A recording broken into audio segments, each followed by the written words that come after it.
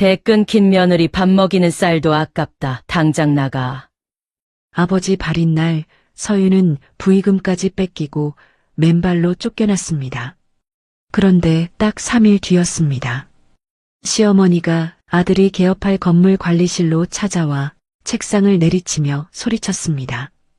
이봐 소장, 우리 인테리어 10억 썼어. 10억 건물주한테 전해 당분간 월세 꿈도 꾸지 말라고. 정말 꿈에도 몰랐겠죠. 그 10억짜리 가게의 목줄을 쥔 500억 건물주가 불과 3일 전 자기들이 빗속으로 내던진 그 여자라는 사실을요. 상상을 초월하는 참교육. 지금 시작됩니다. 이 사연이 마음에 닿으시면 구독과 좋아요 한 번만 꾹 눌러주세요. 새벽 장례식장이었습니다. 정적을 가른 건 시어머니의 손이었죠. 고개가 획 돌아갔습니다. 뺨이 얼얼해졌고 서윤의 손이 멈췄습니다. 야, 정신 나간 사람아. 그 고기가 금값이야. 왜 버려? 씻어서 다시 써. 사흘 밤낮을 버틴 며느리는 안 보이고 돈 되는 것만 보이는 사람이었습니다. 장례식장에서도 돈부터 따졌죠. 서윤은 접수대를 바라봤습니다. 남편 민석이 조문객 명부를 펼쳐놓고 계산기만 두드리고 있었으니까요. 서윤이 다가가자 남편은 장부를 덮었죠. 남자들 일하는데 끼지 마. 그러곤 현금 뭉치를 주머니에 숨기고 잠깐 숨 돌리려 내실로 향했습니다. 그런데 문틈 사이로 믿기 힘든 장면이 보였습니다. 서윤의 친구 미라가 남편의 넥타이를 고쳐 매주고 있지 않겠습니까? 자기야, 이제 우리 세상이야. 그 한마디에 서윤의 다리가 풀렸습니다. 문을 열자 미라는 오히려 웃으며 초음파 사진을 내밀었습니다. 나 3개월이야. 아들이래. 그때 시어머니가 들어왔습니다. 시어머니는 누런 봉투를 식탁에 쾅 내려놓고는 이혼해. 도장 찍어. 봉투 안엔 이혼 서류가 있었습니다. 이미 남편 도장도 찍혀 있었던 겁니다. 서윤이 항의하자 남편이 그녀를 밀쳤습니다. 국밥 그릇이 바닥에 떨어져 깨졌습니다. 상복이 붉게 젖었습니다. 남편은 오히려 짜증을 내더군요. 내일부터 공사 들어가. 괜히 부정 타게 하지 마. 서윤은 운구차도 못 탔습니다. 주차장 바닥에 혼자 남았습니다. 빗속에서 리무진이 멀어졌습니다. 뒤늦게 화장터에 도착했을 땐 이미 절차가 끝난 뒤였습니다. 남편과 미라는 웃으며 밥집을 찾고 있었고 한편 서윤은 빗속을 걸었습니다. 쇼윈도에 비친 그녀는 너무 초라했습니다. 그때 주머니에서 진동이 울렸습니다. 아버지의 낡은 폴더폰이었죠. 화면엔 김 변호사가 떠 있었습니다. 고 한만수님 유언 집행건, 상속 재산 관련 긴급 미팅 요청. 문자를 읽는 순간 가슴이 철렁 내려앉았습니다. 아버지는 딸을 위해 거대한 방패를 숨겨두셨던 겁니다. 서윤은 눈물을 닦고 전화를 걸었습니다. 변호사님, 지금 갈게요. 하나도 빠짐없이 찾겠습니다. 빗소리 사이로 구두 굽소리가 울렸습니다. 이제 더 이상 울기만 하는 착한 딸은 없습니다. 복수의 서막이 오른 겁니다. 택시에서 내리자마자 빗줄기가 서윤의 뺨을 후려쳤습니다. 상복은 물을 머금은 손뭉치처럼 무거웠고 구두 속 발가락은 얼음장이었거든요. 하지만 서윤의 발걸음은 멈추지 않았습니다. 내 집, 내 물건, 그리고 내 아버지의 마지막을 짓밟은 대가를 당장이라도 묻고 싶었으니까요. 숨을 헐떡이며 현관문 앞에 선 서윤은 떨리는 손가락으로 도어락 비밀번호를 눌렀습니다. 돌아온 건 날카로운 경고음이었습니다. 잘못 눌렀나 싶어 다시 천천히 눌러보았지만 결과는 같았습니다. 불과 3일 전까지 서윤이 살던 집이 남의 집처럼 굳게 잠겨 있었습니다. 그 짧은 사이에 비밀번호를 바꿔버린 것 아니겠습니까? 참 치가 떨리는 치밀함이지 않겠습니까? 서윤은 주먹으로 문이 부서져라 두드렸습니다. 문 열어. 박민석. 어머니. 안에 있는 거 다 알아. 문 열란 말이야. 한참 뒤 잠금 장치가 풀리는 소리와 함께 문이 열렸습니다. 하지만 서윤을 반긴 건 따뜻한 온기가 아니었습니다. 하얀 가루가 서윤의 얼굴로 쏟아져 들었거든요. 재수옴 붓게 어디라고 기어와. 따가운 소금 알갱이가 눈에 파고들고 입안에서 짠맛이 번졌습니다. 시어머니인 박 여사는 굵은 소금 바가지를 움켜쥔 채 마치 잡기를 몰아내듯 서윤을 향해 소금을 퍼부었습니다. 상복 입은 며느리에게 소금이라니 참 기가 막힐 노릇이었죠. 어머니, 지금 뭐 하시는 거예요? 여긴 제 집이에요. 서윤이 눈을 비비며 소리치자 뒤에서 남편 민석이 비릿한 웃음을 흘리며 걸어 나왔습니다. 그는 손에 통장 하나를 들고 느릿느릿 흔들더군요. 서윤아, 착각하지 마. 이 집 전세금? 내가 싹 뺐어. 내 인감도장 아주 유용하더라. 순간 둔기로 머리를 맞은 듯 온 세상이 멈추는 것 같았습니다. 예전에 남편 사업 자금을 융통해준다고 믿고 맡겼던 인감증명서. 그것을 이용해 전세 보증금을 담보로 대출을 한도 끝까지 긁어 쓴 겁니다. 서윤 명의로 된 집이었지만 알맹이는 쏙 빠진 빈 껍데기나 다름없었습니다. 억장이 무너져 내리는 것 같았습니다. 어떻게 나한테 이래? 당신 사람이야? 법대로 해봐. 어차피 넌 빈털털이야. 위자료는 네가 그동안 쓴 생활비로 깐다 치고. 자, 이제 꺼져. 민석은 현관에 놓여있던 서윤의 신발 한 짝을 밖으로 걷어찼습니다. 신발이 복도를 대구르르 굴러가 엘리베이터 앞에 처박혔습니다. 박 여사는 혀를 끌끌 차며 문을 닫아버렸습니다. 육중한 철문이 닫히며 굉음이 복도 전체를 울렸죠. 센서 등이 꺼지고 칠흑 같은 어둠이 서윤을 집어삼켰습니다. 차가운 복도 바닥에 주저앉은 서윤은 한참을 움직이지 못했습니다. 소금기 묻은 얼굴이 따가웠지만 닦을 기력조차 남아있지 않았으니까요. 그렇게 서윤은 맨발로 쫓겨났습니다. 지갑도 핸드폰도 돌아갈 곳도 없는 완벽한 빈손이 되어서 말입니다. 비 내리는 거리로 나왔습니다. 배가 고팠습니다. 편의점 유리창 너머로 보이는 삼각김밥이 그렇게 간절할 수가 없었습니다. 주머니를 뒤져보니 100원짜리 동전 몇 개와 구겨진 지폐 한 장이 전부였습니다. 손끝에 닿는 동전의 비릿한 쇠 냄새가 서윤의 처지만큼이나 서글프게 느껴졌죠. 폐기 시간을 기다리며 아르바이트생의 눈치를 보는 신세라니. 빗물 섞인 눈물을 삼키며 서 있는 서윤에게 세상 천지에 나 혼자만 버려진 기분이란 이런 것이었습니다. 겪어보지 않은 사람은 모를 외로움이었죠. 다음 날 아침 서윤은 꼬질꼬질한 상복 차림 그대로 서초동 법조타운에 도착했습니다. 지나가는 사람들이 힐끔거렸지만 부끄러움도 사치였습니다. 약속된 로펌 사무실 문을 열자 말끔한 정장의 김 변호사가 서윤을 맞이했습니다. 그는 서윤의 몰골을 보고도 전혀 놀란 기색 없이 정중하게 자리를 권했습니다. 오시느라 고생 많으셨습니다. 한서윤님 되시죠? 그는 두툼한 서류 봉투를 꺼내 서윤 앞에 놓았습니다. 만수빌딩 감정평가서. 표지를 넘기자 도저히 믿을 수 없는 숫자가 서윤의 눈을 찔렀습니다. 감정가 500억 원.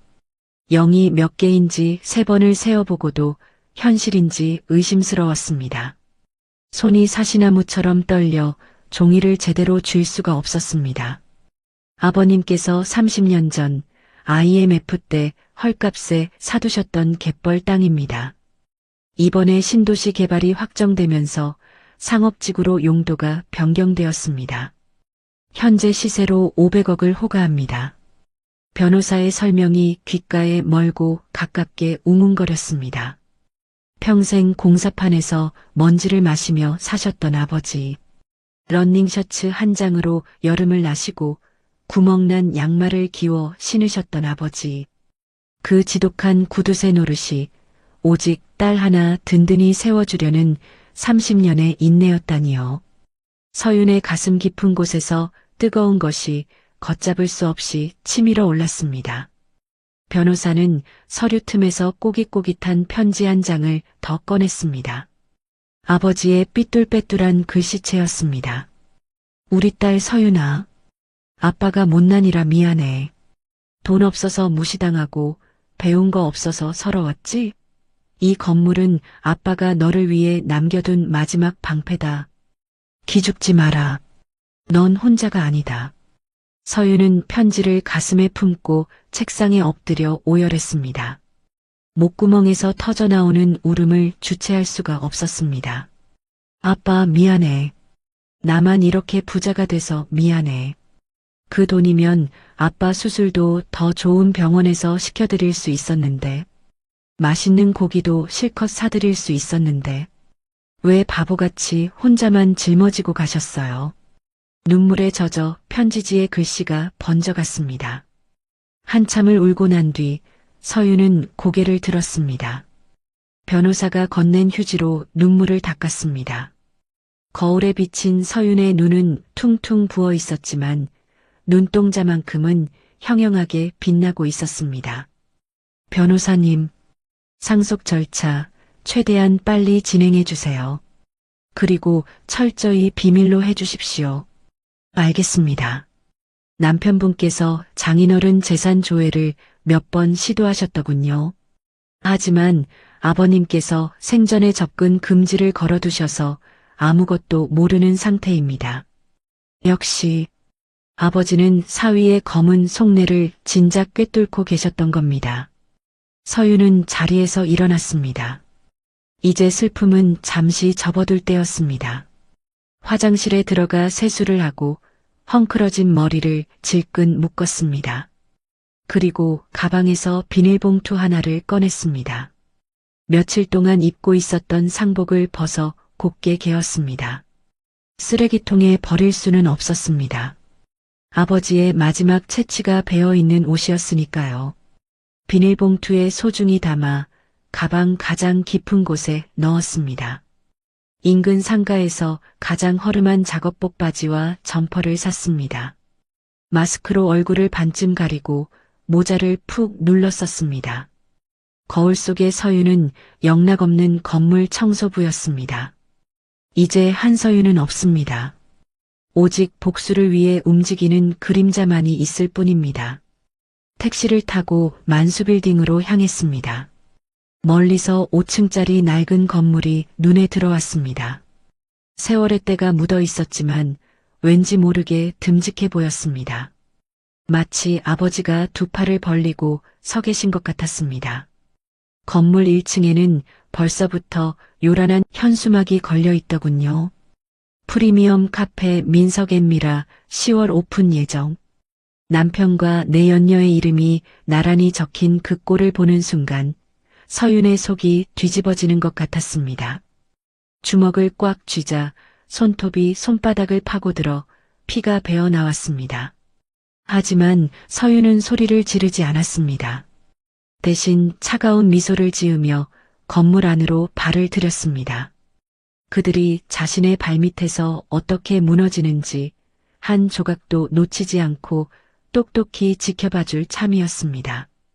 사냥은 이제 막 시작된 겁니다. 서초동 대형 서점으로 향했습니다. 법이라고는 평생 담을 쌓고 살았던 서윤이 난생 처음 법률 서적 코너 앞에 선 겁니다. 건축법, 상가임대차보호법, 형법. 표지만 봐도 머리가 지끈거릴 만큼 두꺼운 책들이었지만 서윤은 주저없이 장바구니에 쓸어 담았습니다. 어깨가 처질 만큼 무거웠지만 아버지의 유산을 지킬 무기라고 생각하니 깃털처럼 가볍게 느껴졌거든요. 밤새도록 좁은 단칸방에 엎드려 밑줄을 그어가며 읽고 또 읽었습니다. 형광펜이 종이 위를 스치는 소리만이 새벽 공기를 갈랐습니다. 임차인의 권리금 회수 기회 보호, 계약 갱신 요구권. 생전 처음 보는 낯선 법률 용어들이 눈앞에서 춤을 추었지만 포기할 수는 없었습니다. 법을 알아야 법으로 응징할 수 있으니까요. 아버지가 평생 땀 흘려 모은 재산을 무지하다는 이유 하나로 눈 뜨고 코 베일 수는 없는 노릇 아니겠습니까? 뜬 눈으로 밤을 지새웠지만 정신은 그 어느 때보다 맑았습니다. 복수심이 카페인처럼 혈관을 타고 도는 것만 같았습니다. 다음 날 아침 서윤은 철물점에서 산 작업복으로 갈아입었습니다. 거울 앞에 섰습니다. 머리에는 촌스러운 꽃무늬 수건을 두르고 마스크로 얼굴을 반쯤 가렸습니다. 낡은 점퍼에 고무장갑까지 끼고 나니 영락없는 건물 청소부더군요. 거울 속의 서윤이 낯설었지만 한편으로는 안심이 되었습니다. 그들이 알던 순에 빠진 며느리 한서윤은 이제 어디에도 없으니까요. 만수빌딩 1층 공사 현장에 잠입했습니다. 이른 아침인데도 현장은 전쟁터를 방불케 했습니다. 공사 먼지가 자욱해 한치 앞도 분간이 안 되었고 날카로운 기계 소음이 고막을 갈기갈기 찢어놓았습니다. 인부들이 거대한 드릴로 벽을 뚫고 망치로 기둥을 내리치고 있었습니다. 바닥에는 깨진 콘크리트 조각과 휘어진 철근들이 어지럽게 널려 있었습니다. 고 한만수 어르신이 30년 동안 손때 묻혀 아끼셨던 건물이 저들의 탐욕 아래 무참히 허물어지고 있었던 겁니다. 어이, 거기 조심해. 이거 내력벽이야. 건드리면 건물 무너져. 나이가 지긋한 작업반장이 다급하게 외쳤습니다. 내력벽이란 건물의 하중을 견디는 뼈대와 같은 곳입니다. 그것을 건드린다는 건 건물 전체의 안전을 뿌리째 흔드는 짓이었습니다. 하지만 현장 감독을 자처한 민석은 콧방귀를 뀌더군요. 아, 거참. 말이 많아. 반장님, 요즘 트렌드 몰라요? 공간이 넓어야 테이블 하나라도 더 놓을 거 아니요. 돈 벌려면 그냥 까세요. 책임은 내가 질 테니까. 민석은 안전 따위는 안중에도 없었습니다. 오직 돈독이 올라 앞뒤가 보이지 않는 사람이었습니다. 건물의 뼈대를 훼손하는 것은 명백한 불법 행위라는 걸 알면서도 이 사람은 돈 앞에서 법도 양심도 내다버린 겁니다. 서윤의 속에서 천불이 일었지만 빗자루질을 하는 척하며 주머니 속 핸드폰을 꺼냈습니다. 동영상 녹화 버튼을 눌러 그들의 불법 행위를 낱낱이 담아냈습니다. 민석이 작업 지시를 내리는 목소리, 인부들이 벽을 허무는 현장까지 이 영상 하나하나가 훗날 그들의 목줄을 조일 결정적인 증거가 될 줄 저 사람들은 꿈에도 몰랐겠지요. 그때였습니다. 현장 입구 쪽이 소란스러워지더니 낯익은 목소리가 들려왔습니다. 서윤의 친구였던 내연녀 미라였습니다. 임산부라기엔 믿기 힘들 정도로 높은 키리를 신고 명품 가방을 든 채 먼지를 헤치며 들어왔습니다. 자기야, 이게 뭐야? 바닥재가 왜 이래? 내가 이탈리아산 대리석으로 하랬잖아. 아, 미라야. 그게 예산이 좀 초과돼서 국산 최고급으로 했어. 이것도 나쁘지 않아. 뭐, 국산? 야, 박민석. 너 우리 아빠한테 투자 받을 때 뭐라 그랬어? 강남 최고급 카페 차려준다며. 이따위 싸구려로 내 격에 맞겠어? 미라는 인부들이 지켜보는 앞에서 민석의 등짝을 치며 앙탈을 부렸습니다. 민석은 그런 미라를 달래느라 진땀을 쏟고 있었고요. 불륜 커플의 추악한 민낯이 적나라하게 벗겨지는 꼴이었습니다. 남의 눈에 피눈물 흘리게 해놓고 차린 가게에서 고작 바닥재 타령이라니요. 천벌을 받아도 시원찮을 인간들이었습니다. 서윤은 그들의 대화까지 빠짐없이 녹화했습니다. 그때 등 뒤로 둔탁한 충격이 느껴졌습니다. 몸이 한쪽으로 휘청일 만큼 거친 발길이었습니다. 시어머니 박 여사였습니다.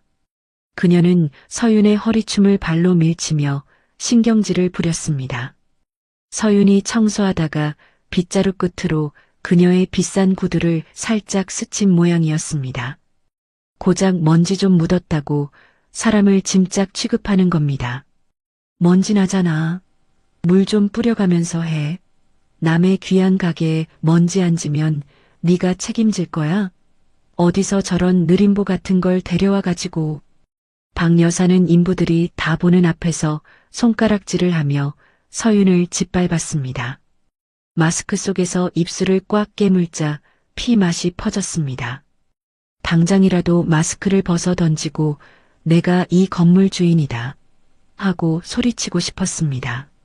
하지만 서윤은 꾹 참아야만 했죠.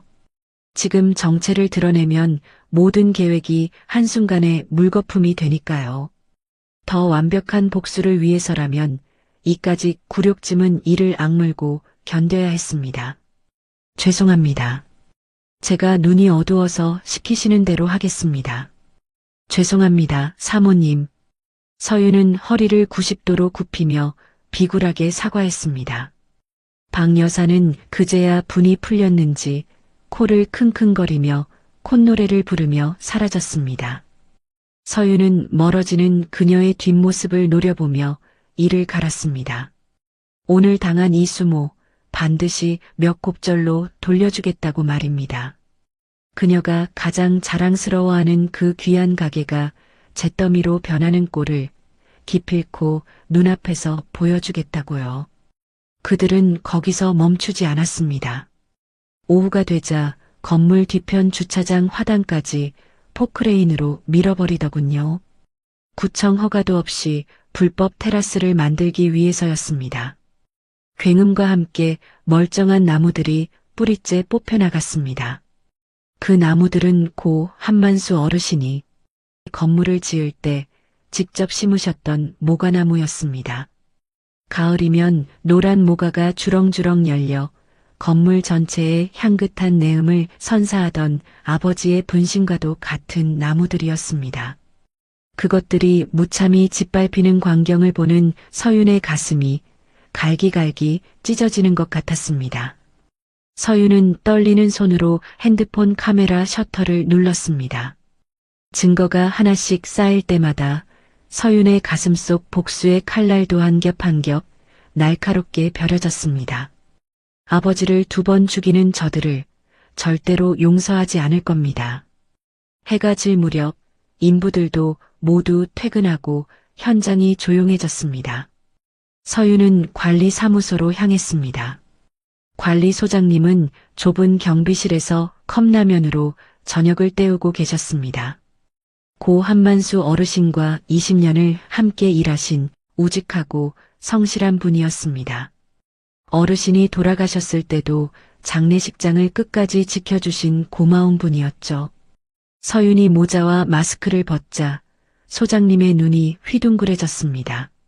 라면 국물이 턱을 타고 흐르는 줄도 모르고 멍하니 서윤을 바라보시더군요. 아니, 서윤이 아니냐? 이게 무슨 꼴이야? 연락도 안 되고 걱정했잖니. 서윤은 말없이 품에서 등기부등본과 두툼한 돈 봉투를 꺼내 낡은 책상 위에 올렸습니다. 소장님은 등기부등본 소유주란에 적힌 서윤의 이름을 보고 입을 다물지 못했습니다. 그리고 봉투 속 현금 다발을 보고는 손을 내저으셨습니다. 이게 뭐냐? 나 이런 거 안 받는다. 소장님 받아주세요. 그리고 저랑 한 배 타시죠. 월급 2배로 올려드리겠습니다. 대신 제가 시키는 대로만 해주세요. 소장님은 잠시 망설이시더니 서윤의 눈에 서린 도끼를 읽으셨는지 이내 단호하게 고개를 끄덕이셨습니다. 그동안 박 여사와 민석에게 당한 갑질이 이만저만이 아니셨던 모양입니다. 그들은 소장님을 경비 영감이라 부르며 하대하고 화장실 청소까지 시켰다 하니까요. 알겠다. 내 아버님 봐서라도 돕지. 저것들 아주 아나무인이더라. 사람이 그러면 안 되는 건데. 서윤은 소장님의 거친 손에 소형 녹음기를 쥐어드렸습니다. 그 사람들이 와서 행패를 부리거나 무리한 요구를 하면 토시 하나 빠뜨리지 말고 다 녹음해 주세요. 그게 저들을 잡는 덫이 될 겁니다. 그리고 당분간 제가 건물주라는 건 절대 비밀입니다. 걱정 마라. 내 입 무거운 거 알지 않니? 든든한 우군을 얻고 돌아온 밤. 서윤은 텅 빈 단칸방 벽에 전지 한 장을 붙였습니다. 그리고 잡지에서 오린 글자들로 그들의 이름을 하나씩 붙여 넣었습니다. 남편 민석, 시어머니 박여사, 그리고 친구 미라. 그 아래에 그들의 죄목을 적어 내려갔습니다. 불법 증축, 내력벽 훼손, 횡령, 모욕, 무허가 테라스 조성. 빨간 매직으로 쓴 글씨들이 어두운 방 안에서 섬뜩하게 빛났습니다. 준비는 끝났습니다. 이제 그들이 제 발로 걸어 들어오기만 기다리면 됩니다. 덫은 놓였고 미끼는 던져졌습니다. 탐욕에 눈먼 짐승들이 걸려드는 건 시간 문제 아니겠습니까? 창밖에는 여전히 비가 내리고 있었지만 서윤의 마음속 비바람은 이미 멈추어 있었습니다. 폭풍 전야의 고요함만이 감돌 뿐이었습니다. 공사가 막바지에 접어들 무렵 예상했던 일이 터졌습니다. 돈 문제였습니다. 미라의 등살에 못 이겨 최고급 자재만 고집한 탓에 인테리어 비용이 눈덩이처럼 불어났던 겁니다. 현장 사무실에서 고성이 터져 나왔습니다. 사장님, 대금 입금 안 되면 공사 중단합니다. 우리도 먹고 살아야 할 거 아닙니까? 인테리어 업자가 책상을 내리치며 민석을 다그쳤습니다. 민석은 이마에 식은땀이 줄줄 흐르는데도 비굴하게 손을 비비고 있더군요. 아, 사장님.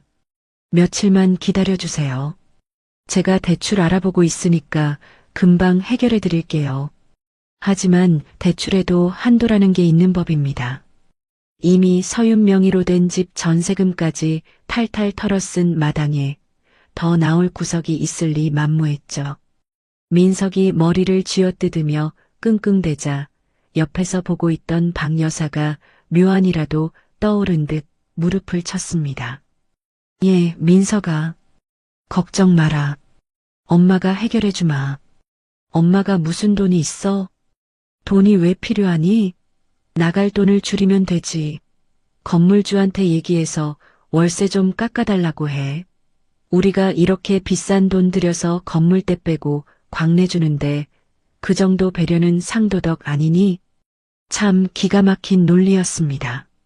남의 건물 뼈대를 부수고 불법 공사를 하는 주제에 건물 가치를 올려주니 월세를 깎아달라니요.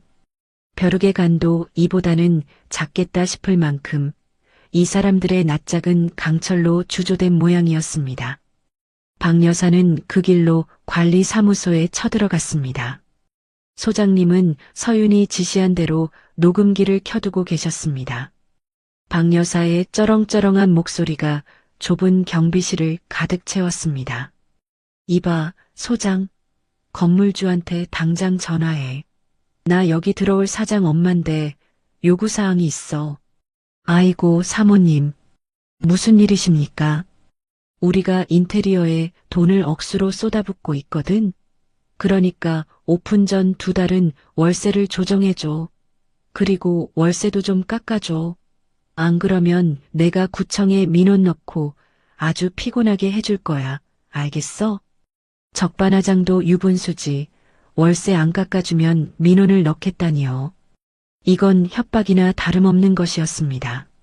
소장님은 짐짓 곤란한 척하시며 서윤에게 전화를 거셨습니다.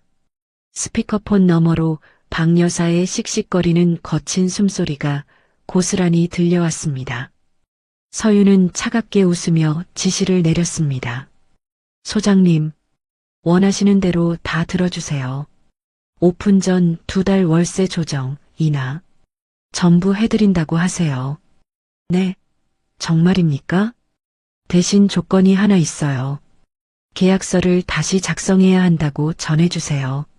소장님이 서윤의 말을 전하자 박 여사는 덩실거리며 춤이라도 출 기세였습니다.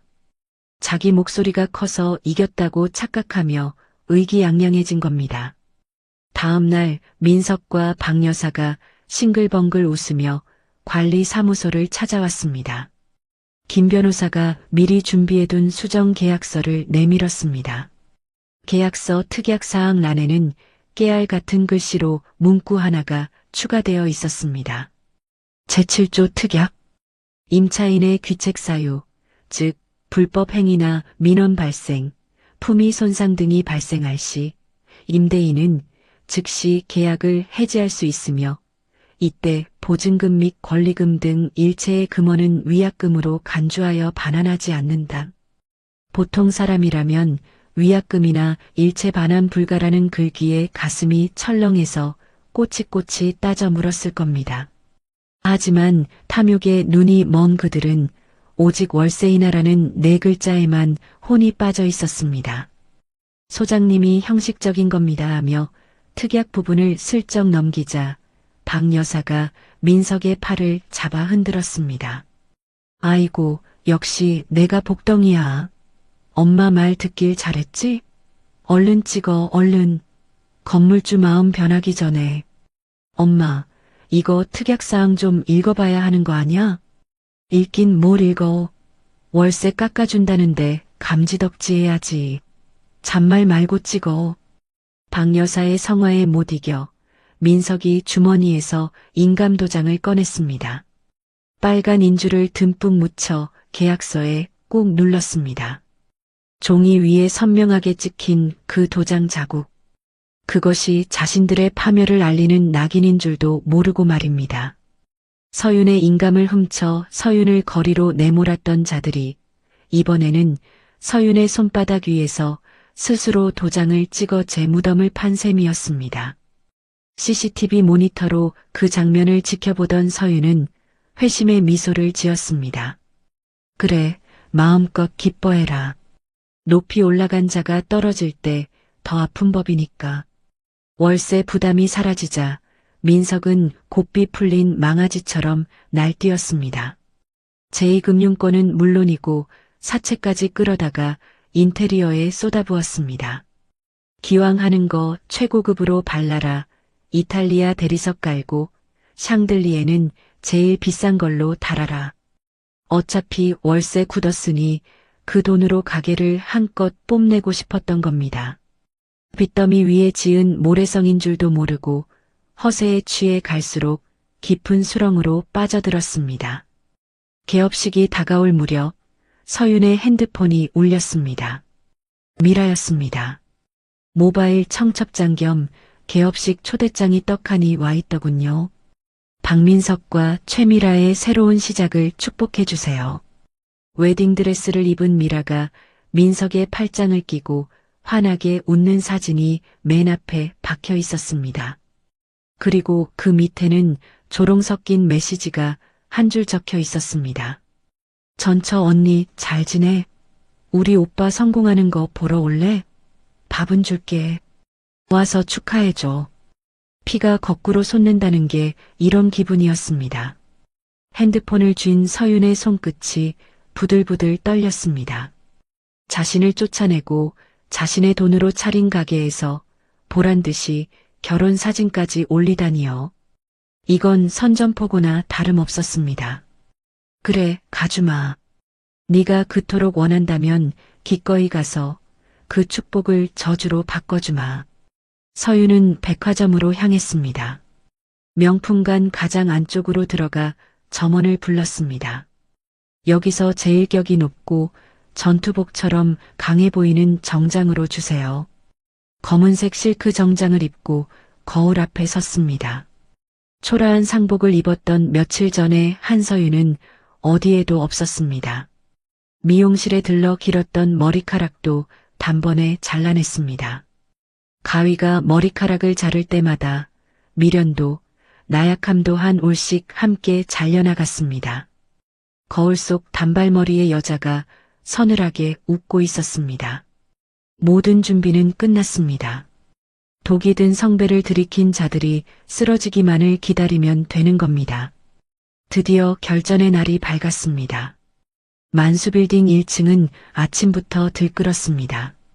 축하 화환이 건물 입구에서 도로변까지 줄지어 서 있었고 색색의 풍선 아치가 바람에 요란하게 흔들리고 있었습니다. 사채까지 끌어다 쓴 덕분인지 내부는 그야말로 눈이 부실 정도로 으리으리했습니다.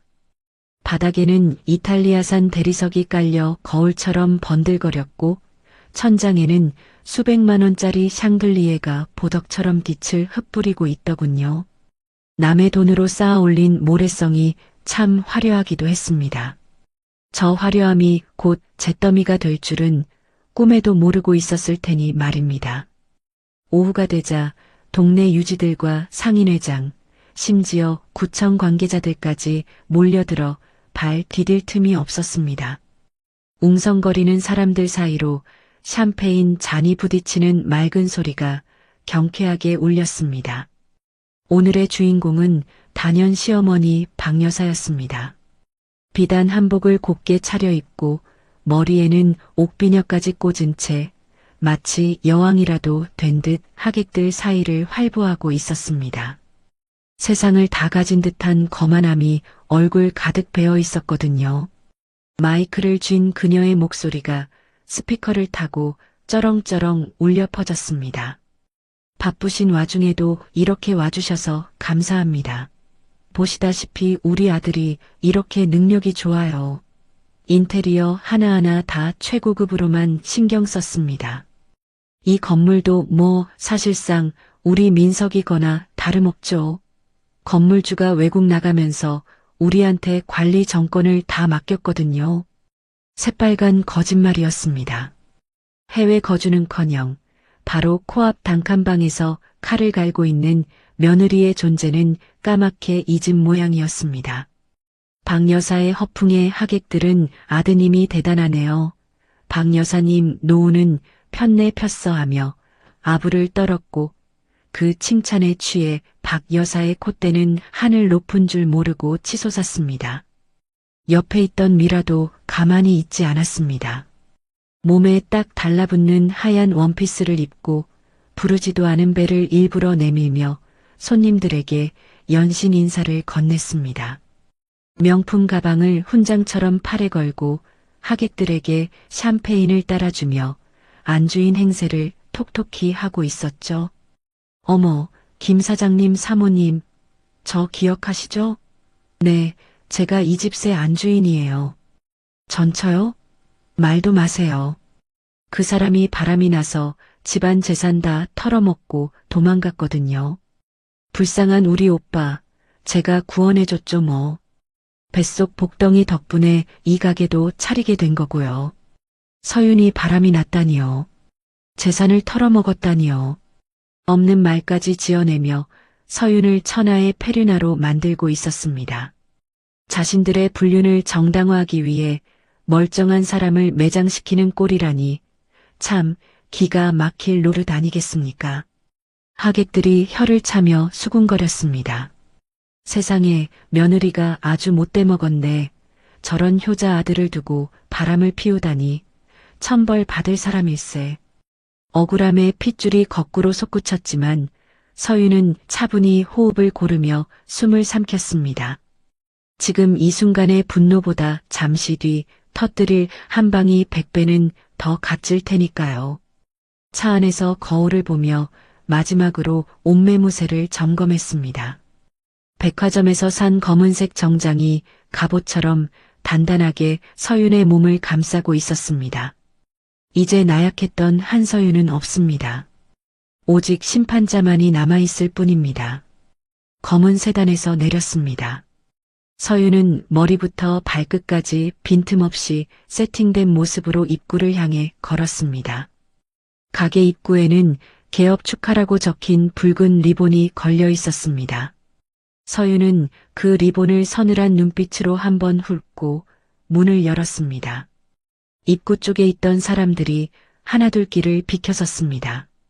왁자지껄하던 식장이 찬물을 끼얹은 듯 일순간에 고요해졌습니다. 서윤의 구두 굽소리가 스피커를 타고 식장 구석구석에 울려 퍼졌습니다. 마치 사형을 선고하는 판사의 의사봉 소리처럼 말입니다. 그 소리에 고개를 돌린 박 여사가 서윤을 발견하고는 눈이 뒤집혔습니다. 믿을 수 없다는 듯 눈을 비비더니 이내 표정을 일그러뜨리며 소리를 질렀습니다. 아니, 저게 누구야? 서윤이 너 아니냐? 여기가 어디라고 또 기어와. 소금 가져와. 또 소금 맞고 싶어? 거짓골을 면했나 싶더니 남의 잔치집에 와서 밥이라도 얻어먹으려는 거야? 박 여사의 고함에 민석과 미라의 시선도 서윤에게 꽂혔습니다. 민석이 미간을 찌푸리며 성큼성큼 다가왔습니다. 그의 눈에는 짜증과 경멸이 가득 차 있었습니다. 당신 진짜 즐기다 즐겨. 돈 뜯어내러 왔어? 빈털터리 주제에 옷은 또 어디서 꺼입고 왔냐? 여기가 어디라고 감히 들어와. 당장 안 나가? 그들은 여전히 서윤을 쫓겨난 거지 며느리로만 보고 있었습니다. 서윤이 입은 옷도 타고 온 차도 눈에 들어오지 않는 모양이었습니다. 오로지 자신들의 성공에 도취되어 현실이 보이지 않는 눈뜬 장님들이었으니까요. 서윤은 대꾸하지 않았습니다. 대신 식장 한가운데 서 있는 상인회장에게 똑바로 걸어갔습니다. 이 동네 상권을 쥐락펴락하는 콧대 높기로 유명한 분이었죠. 박 여사가 평소에 꼼짝 못하고 아부하던 바로 그 사람이기도 했습니다. 서윤은 품에서 명함 한 장을 꺼내 정중하게 건넸습니다. 검은 바탕에 금박으로 이름 석자가 박힌 명함이었습니다. 만수빌딩 소유주 한서윤. 명함을 받아든 상인회장의 눈이 순간 크게 벌어졌습니다. 안경을 코 위로 밀어 올리며 명함을 다시 확인하더니 허리를 깊이 굽히며 인사를 했습니다. 목소리가 한껏 상기되어 있었습니다. 사장님, 오셨습니까? 몰라 뵀습니다. 진작 오신다고 말씀하시지. 제가 마중을 나갔어야 했는데 그동안 외국에 계신다고 들어서 뵙기 힘든 줄만 알았습니다.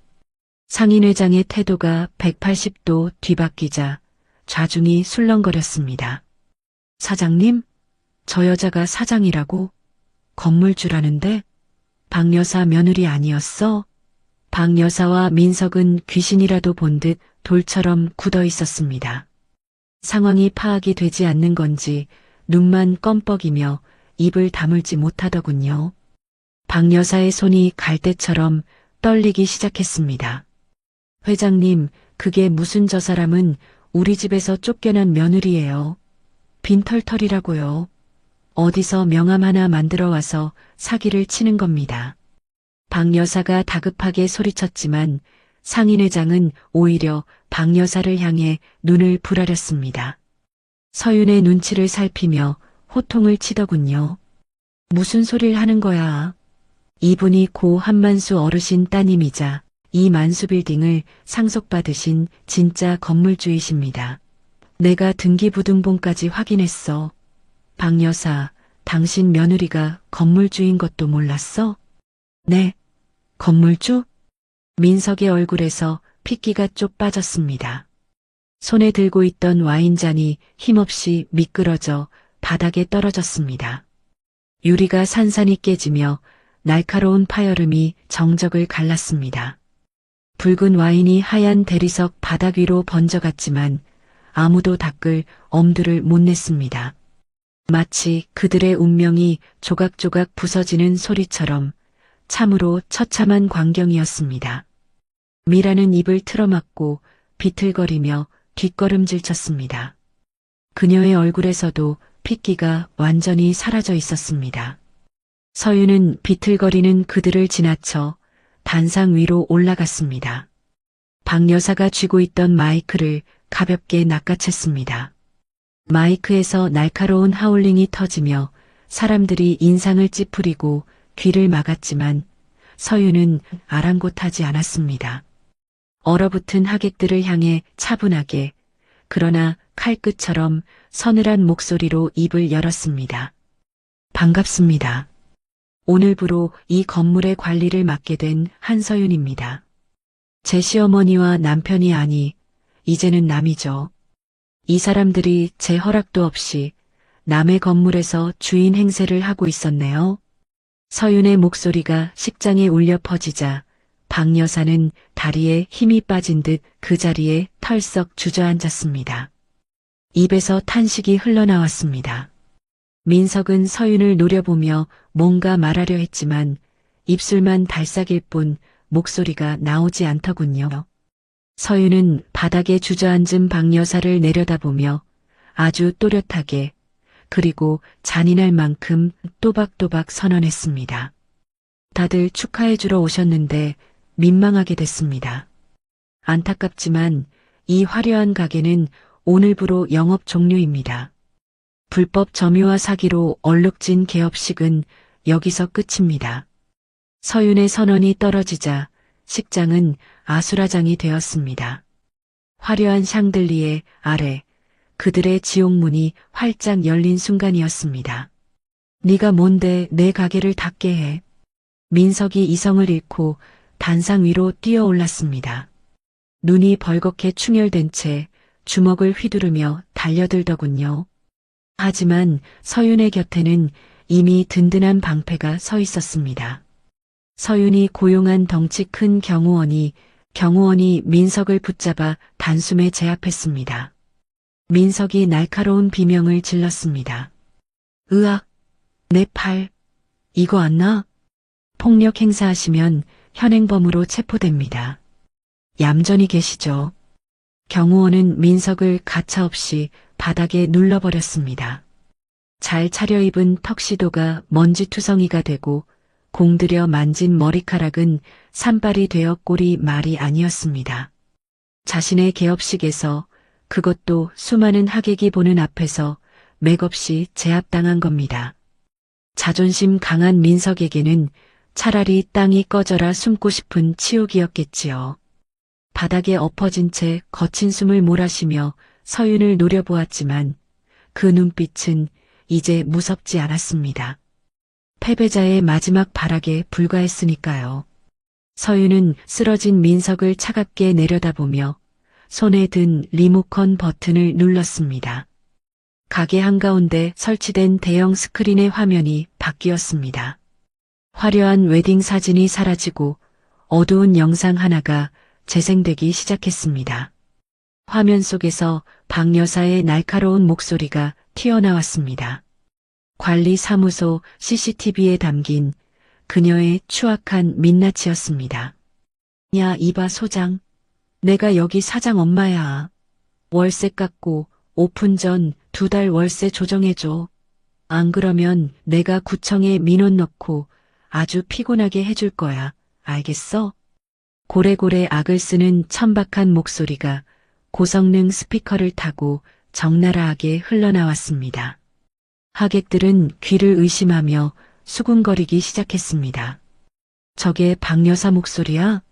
세상에 월세 깎아달라고 협박을 했네. 교양 있는 척하더니 아주 막대먹은 사람이었구만. 박 여사의 얼굴이 홍당무보다 붉게 달아올랐습니다. 쥐구멍이라도 있으면 당장 기어 들어가고 싶은 표정으로 고개를 푹 숙이더군요.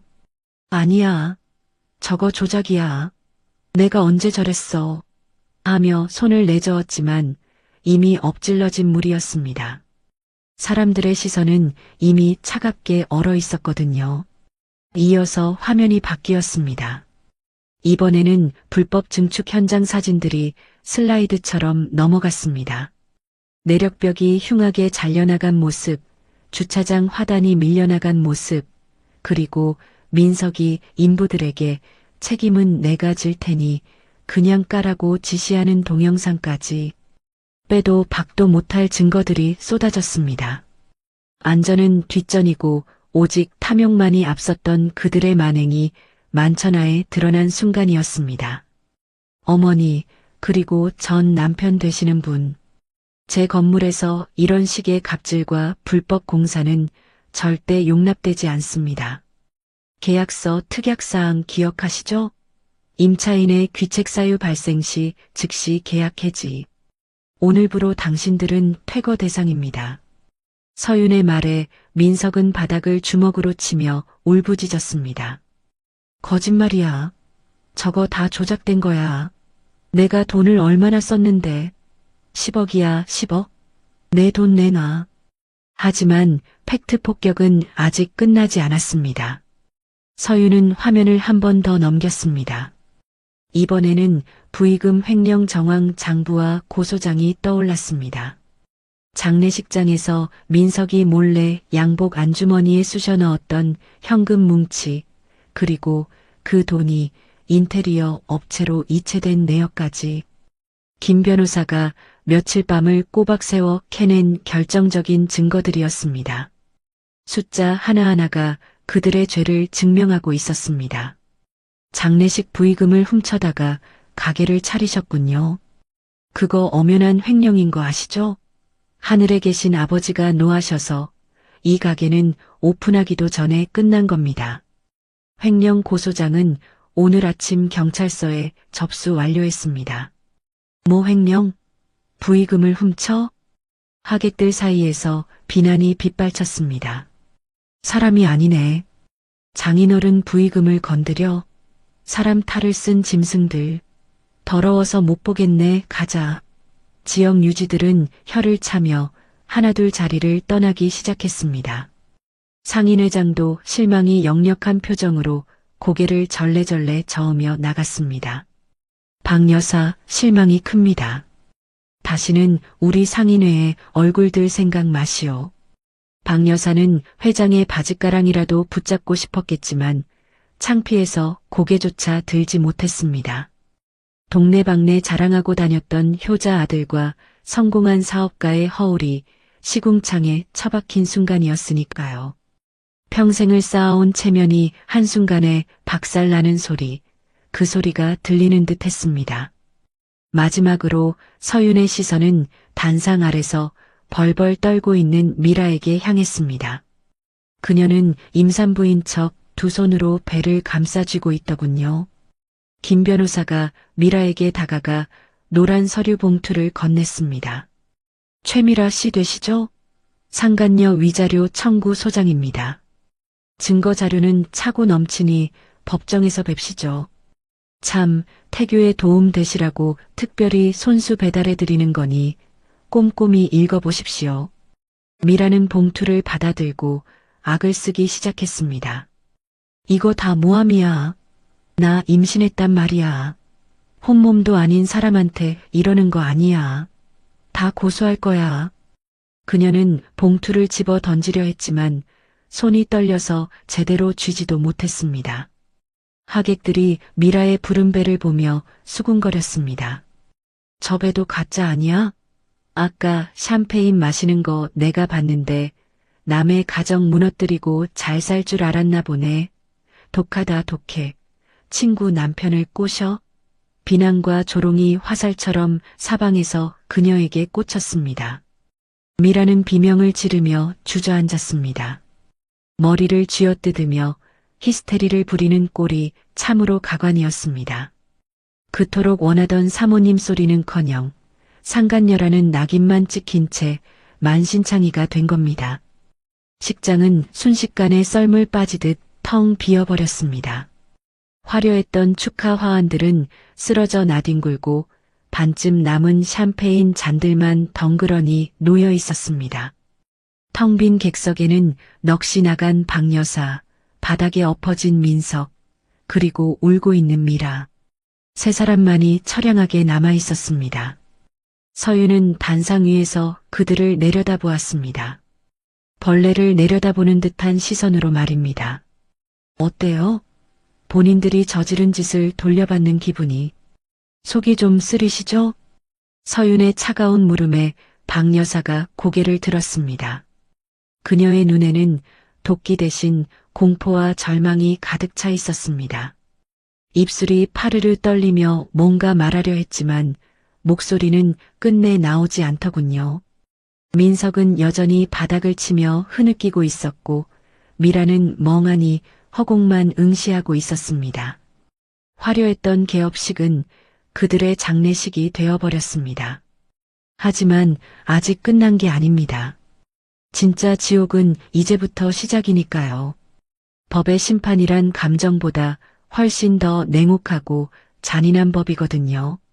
그들이 허세로 쌓아 올린 욕망의 탑이 얼마나 허무하게 무너져 내리는지 끝까지 지켜봐 줄 생각입니다. 화려했던 개업식장이 순식간에 난장판으로 변하고 하객들이 모두 떠난 자리에는 무거운 정적만이 감돌았습니다. 그 숨막히는 침묵을 깨뜨린 것은 밖에서 점점 가까워져 오는 사이렌 소리였습니다. 갈수록 크게 갈수록 빠르게 다가오는 그 소리는 마치 저들의 파멸을 알리는 장송곡처럼 들렸습니다. 곧이어 경광등을 번쩍이며 구청 단속반 차량과 경찰차가 건물 앞에 멈춰 섰습니다. 서윤이 미리 접수해둔 민원과 고소장 덕분에 공권력이 아주 신속하게 움직여준 겁니다. 형광조끼를 입은 구청 단속반원들이 서류 가방과 장비를 들고 들이닥쳤습니다. 그들의 표정은 사무적이고 단호했습니다. 단속반장이 현장을 한번 쓱 훑어보더니 넋이 나가 있는 민석을 향해 걸어갔습니다. 박민석 씨 되십니까? 불법 증축 및 소방법 위반 그리고 무허가 영업 혐의로 신고가 접수되어 나왔습니다. 민석은 사색이 되어 입술을 달달 떨었습니다. 평소엔 목청 하나로 세상을 다 가진 것처럼 으스대던 사람이 제복 입은 공무원 앞에서는 한마디도 못하고 겁에 질려 움츠러들더군요. 아니, 그게 무슨 저희는 그냥 인테리어만 좀 손본 건데 신고라니요? 변명은 나중에 구청 와서 하시고요. 현장 확인부터 하겠습니다. 공무원들은 자비가 없었습니다. 허리춤에서 줄자를 꺼내더니 일사불란하게 현장을 누비기 시작했습니다. 줄자가 펴졌다가 감기는 소리가 적막한 식장 안에 울려 퍼질 때마다 민석과 박 여사의 심장은 한 뼘씩 내려앉았을 겁니다. 테라스 2m 확장 확인. 불법입니다. 비상구 폐쇄하고 창고로 개조했네요. 소방법 위반입니다. 내력벽 훼손 확인. 이거 심각합니다. 당장 공사 중지 명령 내려야겠어요. 위반 사항이 하나씩 호명될 때마다 민석의 어깨가 눈에 띄게 처졌습니다. 박 여사는 상황이 걷잡을 수 없이 돌아가자 공무원들의 팔을 붙잡고 매달리기 시작했습니다. 선생님, 한 번만 봐주세요. 우리가 돈을 얼마나 썼는데 이거 다 뜯어내면 우리 망해요. 내가 밥 한 끼 사드릴게. 응? 좀 봐줘요. 아주머니, 이러시면 공무집행 방해입니다. 그리고 그런 말씀은 뇌물 공여로도 해석될 수 있어요. 더 큰일 나고 싶지 않으시면 비키세요. 공무원은 박 여사의 손을 가볍게 떼어냈습니다. 그러고는 가방에서 무시무시한 물건을 꺼냈습니다. 자영업자에게는 사형 선고나 다름없는 노란색 스티커였습니다. 위법 건축물, 영업 정지 및 폐쇄 명령. 검은 고딕체로 찍힌 글씨가 박 여사의 눈을 찔렀습니다. 공무원이 가게 정면 통유리에 그 스티커를 붙였습니다. 수백만 원짜리 샹들리에 불빛 아래 촌스러운 노란 딱지가 흉물스럽게 박혀버린 겁니다. 그 순간은 마치 이 가게의 명주를 끊는 것 같았습니다. 아무리 비싼 대리석을 깔고 명품으로 치장한들 저 딱지 한 장이면 그저 불법 건축물에 지나지 않는 거였거든요. 그때 김 변호사가 서류 한 장을 들고 나섰습니다. 행정 처분이 끝났으니 이제 민사적 책임을 물을 차례였습니다. 자, 구청 건은 마무리되었으니 이제 우리끼리 정산을 합시다. 박민석 씨 그리고 박 여사님. 이 계약은 특약 제7조 위반으로 즉시 해지되었습니다. 말씀드린 대로 보증금 및 권리금은 전액 위약벌로 몰수됩니다. 뭐? 전액 몰수? 내 돈 1억. 그거 내 전 재산이야. 아파트 담보 잡혀서 만든 돈이라고. 절대 못 줘. 박 여사가 이성을 잃고 바닥에 드러누웠습니다. 못 나가. 배째라. 내 돈 내놓기 전엔 한 발짝도 못 나간다. 하며 대자로 뻗어버리더군요.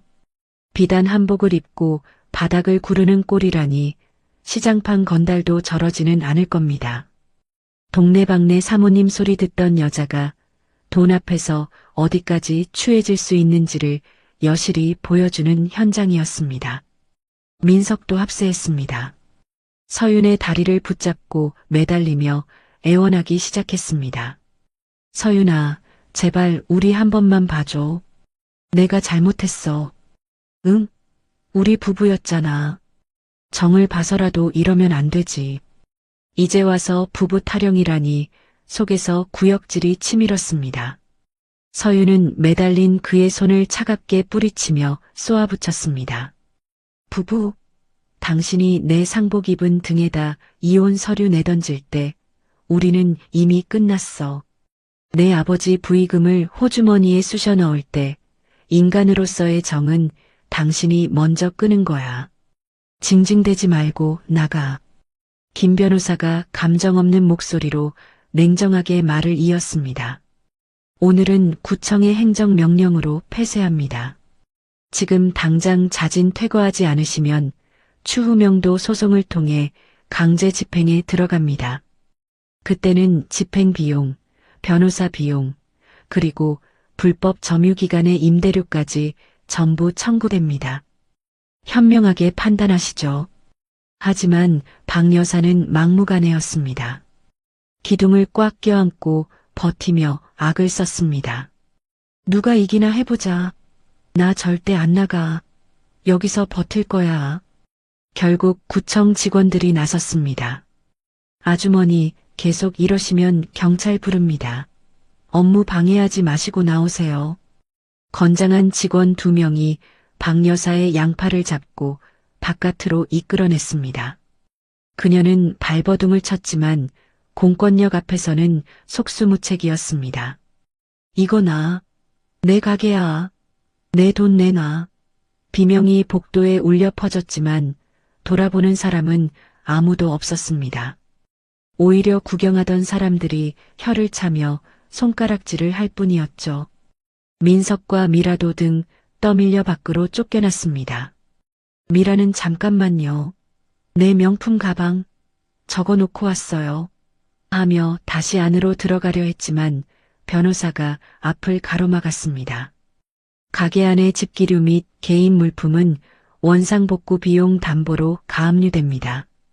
몸만 나가세요. 뭐라고요? 저게 얼만지 알아요? 미라가 서윤을 향해 소리쳤지만 서윤은 눈길조차 주지 않았습니다. 그렇게 세 사람은 빈손으로 건물 밖 차가운 아스팔트 위에 내동댕이 쳐졌습니다. 비싼 턱시도와 드레스가 흙투성이가 되고 공들여 올린 머리는 산발이 된 채 말입니다. 하늘 높은 줄 모르고 콧대를 세우던 사람들이 하루아침에 길바닥 신세가 된 겁니다. 인생사 세옹지 말하더니 정말 틀린 말이 하나도 없었습니다. 서윤은 천천히 가게 입구로 걸어갔습니다. 밖에서 유리창 너머로 서윤을 노려보는 그들의 원망 어린 시선이 느껴졌습니다. 하지만 조금도 흔들리지 않았습니다. 오히려 그 시선을 등에 느끼며 셔터 버튼을 눌렀습니다. 육중한 기계음과 함께 철문이 천천히 내려오기 시작했습니다.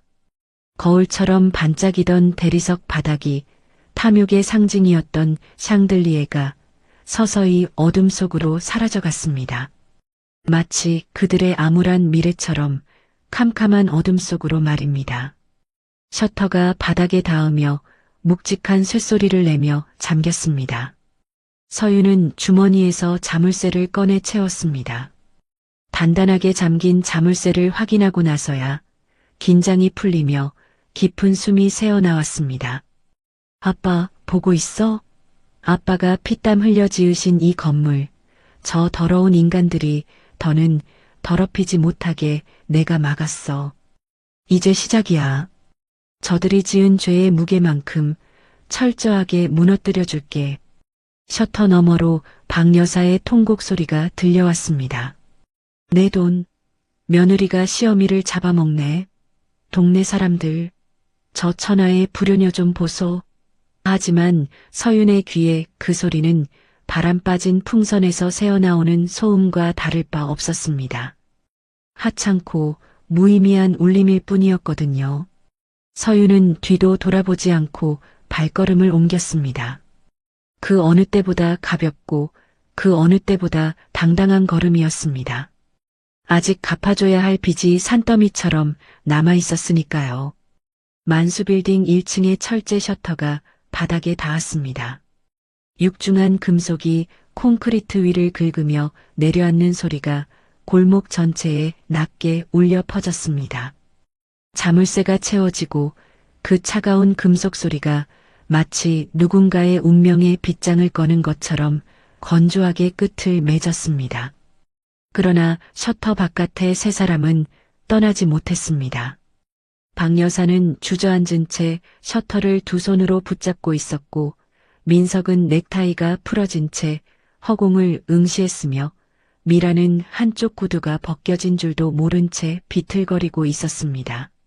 세 사람 모두 방금 자신들에게 일어난 일을 온전히 받아들이지 못하는 얼굴이었습니다.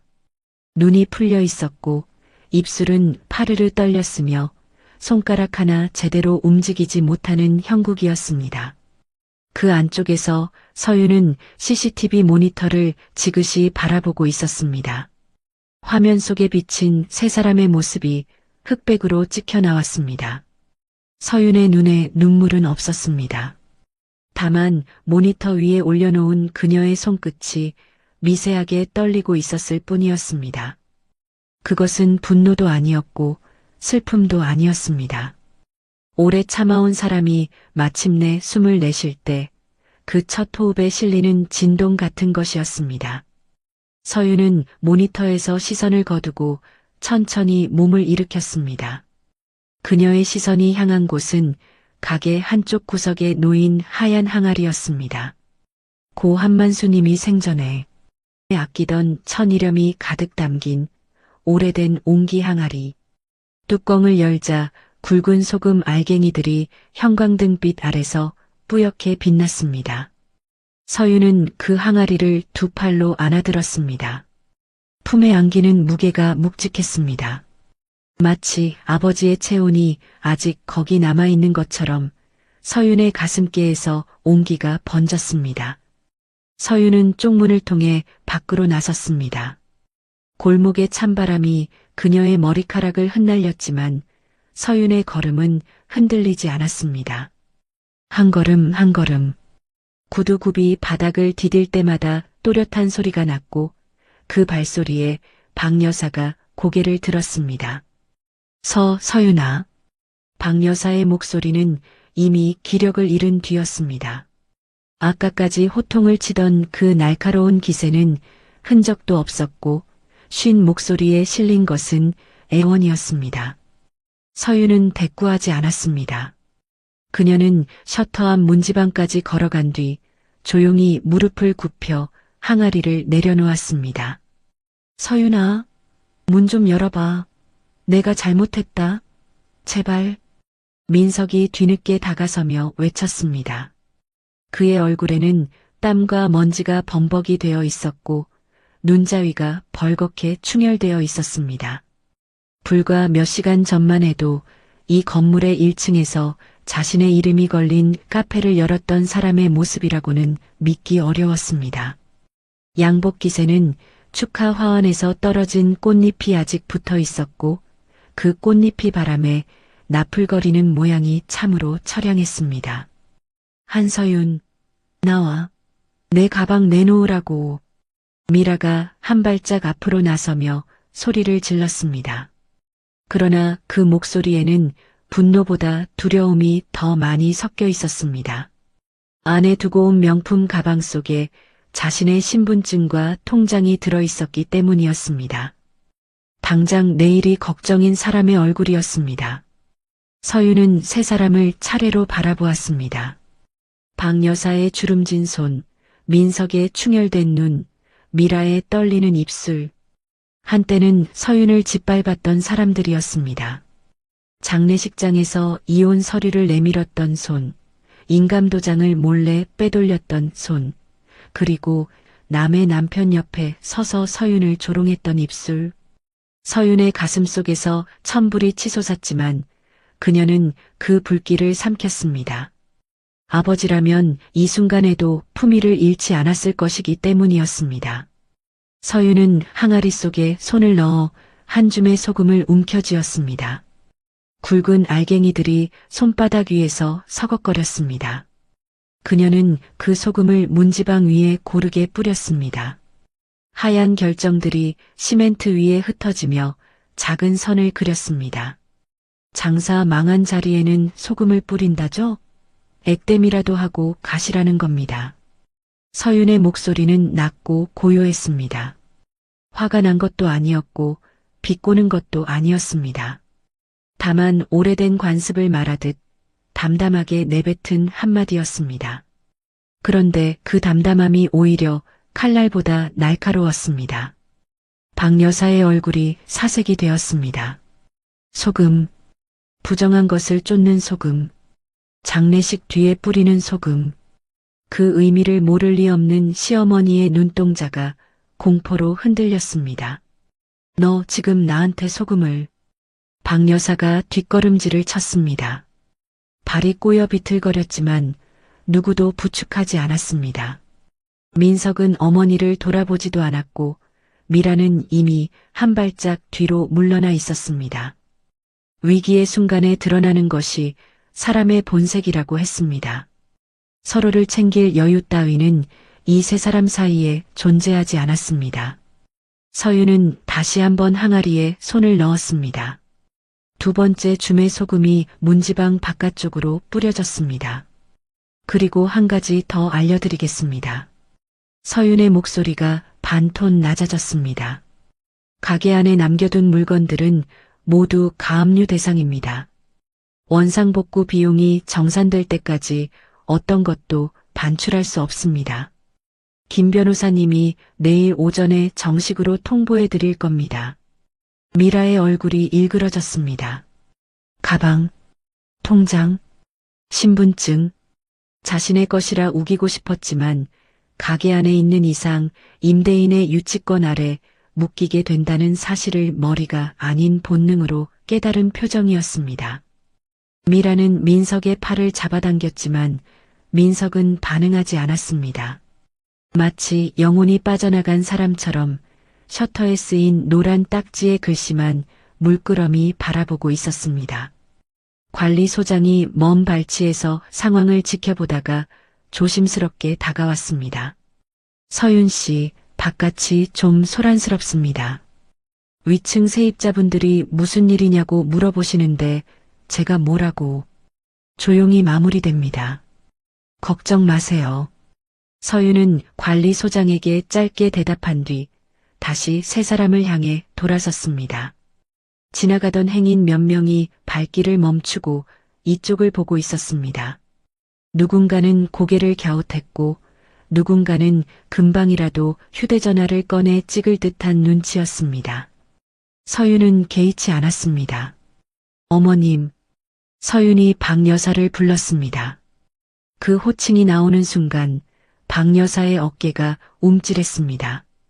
어머님이라는 단어가 이토록 무겁게 들린 적이 있었을까요? 저는 오늘 어머님께 소금을 뿌린 게 아닙니다. 이 문지방에 뿌린 겁니다. 이 자리에 다시는 부정한 발이 들어서지 말라고요. 이 건물은 고 한만수님이 30년을 지켜오신 곳입니다. 어르신의 땀과 정성이 벽돌 한 장 한 장에 배어 있는 곳이에요. 그걸 이렇게 만들어 놓고도 아직 여기 서 계시다니 참 기가 막힐 노릇이었죠. 서윤의 목소리가 처음으로 미세하게 떨렸습니다. 그러나 그 떨림은 금세 가라앉았고 마지막 문장은 다시 단단해진 어조로 마무리되었습니다. 박 여사가 입을 열려 했습니다. 무엇인가를 변명하거나 혹은 다시 한번 애원하려는 듯 했습니다. 그러나 서윤은 이미 몸을 돌린 뒤였습니다. 쪽문이 닫혔습니다. 문이 닫히는 소리는 크지 않았지만 그 조용한 소리가 박 여사의 귓전에는 심장을 짓누르는 무게로 들렸을 것이었습니다. 문 안쪽에서 서윤은 쪽문에 등을 기대고 잠시 숨을 골랐습니다. 두 눈을 감았습니다. 심장이 빠르게 뛰고 있었지만 얼굴에는 어떤 표정도 올리지 않았습니다.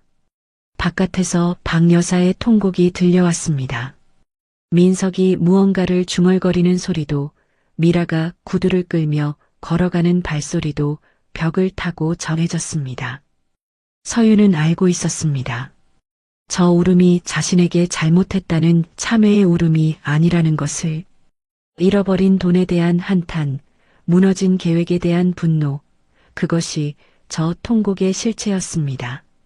그래서 서윤은 흔들리지 않았습니다. 동정이 싹틀 자리가 없었습니다. 서윤은 CCTV 모니터로 다시 돌아와 화면을 확인했습니다. 셔터 앞에 세 사람이 하나둘 발길을 옮기기 시작했습니다. 박 여사는 민석의 팔을 잡고 간신히 일어섰지만 민석은 어머니의 손을 힘없이 끌고 갈 뿐 한마디도 하지 않았습니다. 미라는 이미 그들과 거리를 두고 반대편으로 걸어가고 있었습니다.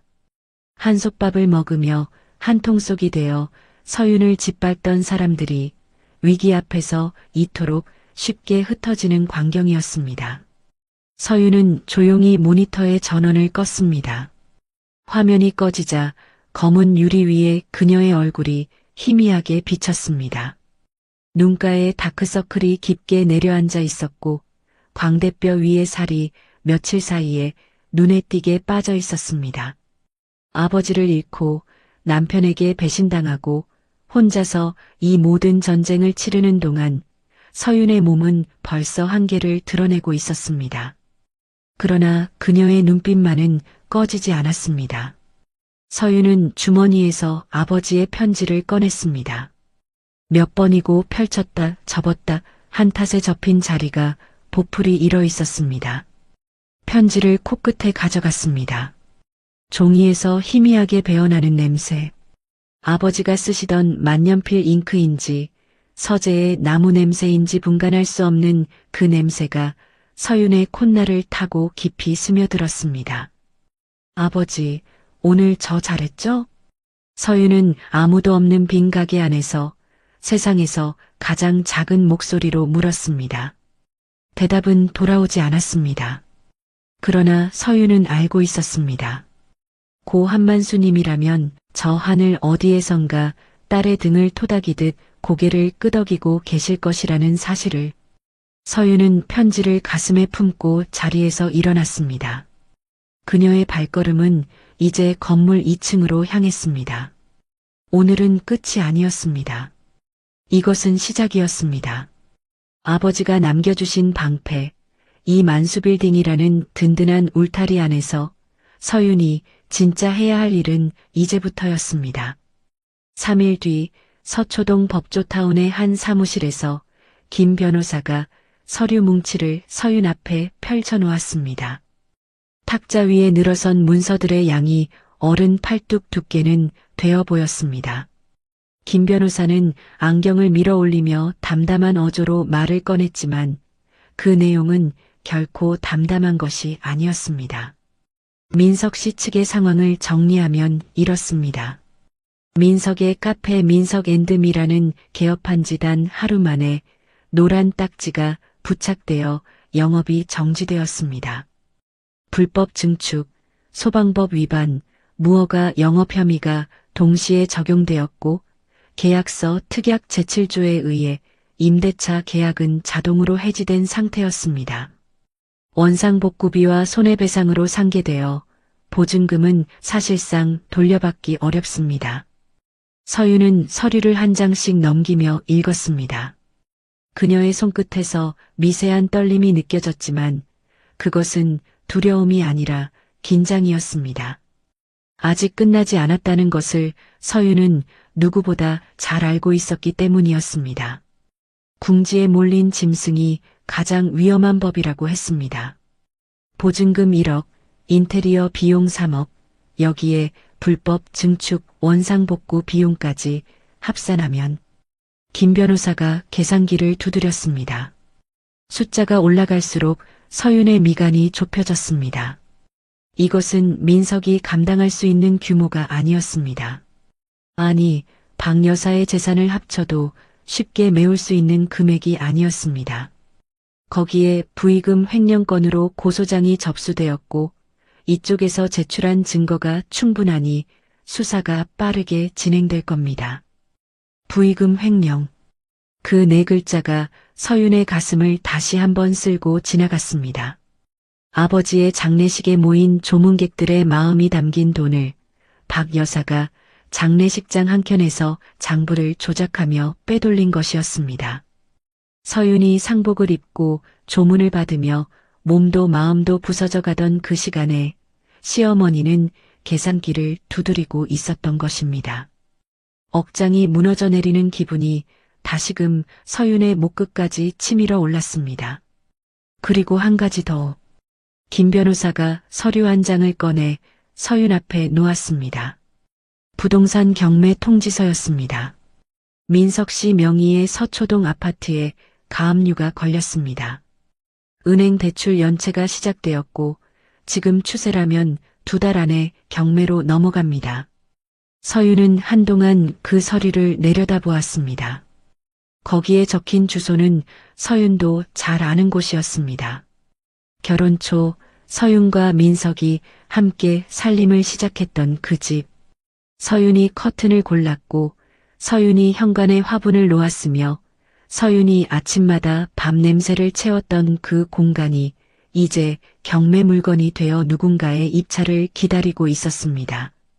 마음 한구석이 아려왔습니다. 그러나 그 아림은 민석에 대한 미련이 아니었습니다. 자신이 쏟았던 시간과 정성에 대한 애도였습니다. 서윤은 입술을 한번 깨문 뒤 서류를 탁자 위에 내려놓았습니다. 진행해 주세요. 그 한마디에 김 변호사가 고개를 끄덕였습니다. 같은 시각 민석은 전혀 다른 풍경 속에 있었습니다. 박 여사의 오피스텔 거실. 한때 가죽 소파와 수입산 커피 머신이 놓여 있던 자리에 지금은 소주병과 배달 용기가 너저분하게 흩어져 있었습니다. 민석의 양복 상의는 소파 등받이에 구겨진 채 걸려 있었고 와이셔츠는 이틀째 같은 것을 입고 있었습니다. 면도를 하지 않은 턱 위로 거친 수염이 자라나 있었고 눈 밑에는 잠을 자지 못한 흔적이 시커멓게 내려앉아 있었습니다. 엄마, 이거 어떻게 해? 어떻게 하냐고. 민석의 목소리는 이미 울먹임을 넘어 체념에 가까운 무게를 품고 있었습니다. 탁자 위에는 은행에서 날아온 대출 연체 통지서, 구청에서 보낸 원상복구 명령서, 그리고 김 변호사 사무실에서 발송한 내용 증명이 겹겹이 쌓여 있었습니다. 종이 한 장 한 장이 민석의 가슴을 짓누르는 벽돌이었습니다. 박 여사는 부엌 구석에서 물컵을 들고 서 있었습니다. 컵을 잡은 손이 떨려서 물이 조금씩 넘쳤지만 본인은 그것을 눈치채지 못하는 것 같았습니다. 박 여사의 머리카락이 흐트러져 있었고 평소라면 절대 남 앞에 보이지 않았을 맨 얼굴이 거실 형광등 아래 그대로 드러나 있었습니다. 주름과 기미와 다크서클, 화장이라는 갑옷을 벗어던진 박 여사의 맨 얼굴에는 세월이 고스란히 새겨져 있었습니다. 그러니까 내가 뭐라 했니? 그 여자한테 잘하라고 했지. 건물주 딸이니까 잘 구슬려서 우리 편으로 만들라고 했잖아. 박 여사의 목소리에서 후회의 빛깔은 찾아볼 수 없었습니다. 대신 책임을 돌리려는 날이 서 있었습니다. 자신이 주도한 일들, 인감도장을 빼돌리고 전세금에 손을 대고 부의금을 횡령하고 불법 증축을 사주한 것은 모두 잊은 듯 모든 화살을 아들에게 돌리고 있었습니다. 엄마가 시킨 건데, 인감도장도 엄마가 가져오라고 했잖아. 전세금도 엄마가 쓴 거잖아. 민석이 소리를 질렀습니다. 그의 목젖이 부르르 떨렸고 핏발선 눈이 어머니를 향했습니다. 모자간에 서로의 잘못을 들이미는 광경이었습니다. 같은 배를 타고 남의 것을 탐하다가 배가 가라앉으니 서로를 물속으로 밀어넣으려 하는 꼴이었습니다. 참으로 기가 막힐 노릇이었습니다. 목소리 낮춰. 가정교육을 어떻게 받은 게 어미한테 소리를 질러. 박 여사가 물컵을 탁자 위에 내려놓으며 되받아쳤습니다. 물이 탁자 위로 넘쳐 서류들을 적셨지만 아무도 그것을 닦지 않았습니다. 바로 그때 현관 초인종이 울렸습니다. 민석과 박 여사가 동시에 문 쪽을 바라보았습니다. 민석이 무거운 몸을 끌고 가서 도어폰을 확인하자 화면에 낯선 남자 2명이 서 있었습니다. 양복 차림이었고 한 사람은 서류 봉투를 들고 있었습니다. 누구세요? 서초경찰서입니다. 박모 여사님과 면담 요청드립니다. 박 여사의 얼굴에서 핏기가 사라졌습니다. 부의금 횡령 고소건에 대한 출석 요구가 현실이 된 순간이었습니다. 다리에 힘이 풀린 박 여사가 소파에 주저앉았고 물에 젖은 서류들이 바닥으로 미끄러져 내렸습니다. 한때 자신이 만든 장부들, 자신이 조작한 숫자들, 그 종이들이 이제 자신의 발밑에서 무너져 내리고 있었습니다. 민석은 현관문 앞에 선 채 움직이지 못했습니다. 문을 열어야 했지만 손이 도어 손잡이에 닿지 않았습니다. 3일 전만 해도 카페 개업을 축하하던 샴페인 잔을 들었던 그 손이 지금은 경찰의 방문 앞에서 바들바들 떨고 있었습니다. 한편 미라는 이미 다른 곳에 있었습니다. 민석의 전화는 하루 전부터 받지 않고 있었고 오피스텔에도 나타나지 않았습니다. 침몰하는 배에서 가장 먼저 탈출한 것은 미라였습니다.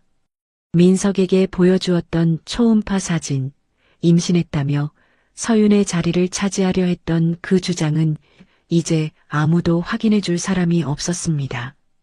돈이 사라지자 미라도 사라진 것이었습니다.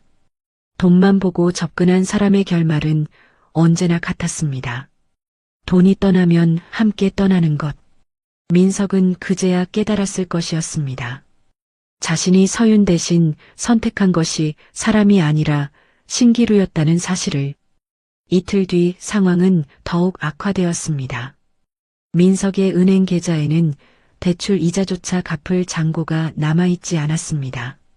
카드는 줄줄이 정지되었고 박 여사의 보험해약 환급금도 변호사 선임비로 소진된 뒤였습니다.